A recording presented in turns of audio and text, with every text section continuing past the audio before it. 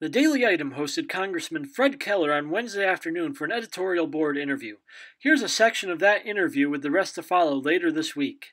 Hello and welcome.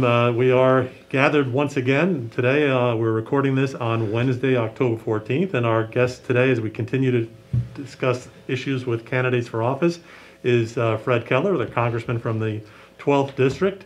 He is, of course, a Republican who will be challenged by Democratic candidate Lee Griffin in the November 3rd election. Fred, welcome. Thank you. Glad to be here today. Always good to have you. And we talked about this briefly before, but let's just for the audience, you've unfortunately been able to not test positive so far for the COVID virus. How do you feel about the way, both I guess the federal government and the state government have approached this? Well, as far as, and you do mention, I've been tested multiple times, and each time have been negative, and very recently I was tested, just to make sure we're following the CDC guidance and safe for our constituents, and I would encourage everybody to continue to do that. The COVID-19 response from the federal government, I can speak to that, I think was pretty remarkable. We passed about 4 pieces of legislation early on, the biggest of those being the CARES Act, which did provide the needed help for families, small businesses, governments, both state and local, and healthcare. So when you look at what Congress was able to come together and do, I think it was with the help of the administration, I think it was pretty remarkable to help Americans get through the pandemic. So now there has been obviously a lot of back and forth between Mnuchin and Pelosi on another round of aid.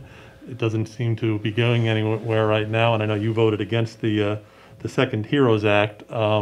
Where do you see that standing, and is it probably not going to happen until after the election at this point? I would hate to put odds on anything that will or will not happen in Washington and the time frame. I would hope that something could be done sooner rather than later. But the important part I'd like to mention on that is whatever we do for coronavirus relief going forward, early on, we put out a massive, it was $3 trillion.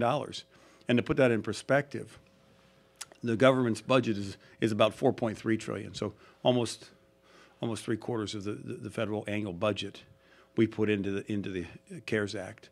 So what we need to do going forward, knowing more about the disease we're facing, is the relief needs to be targeted to those policy things and those effects of coronavirus, and not have other policy items in it that are totally unrelated.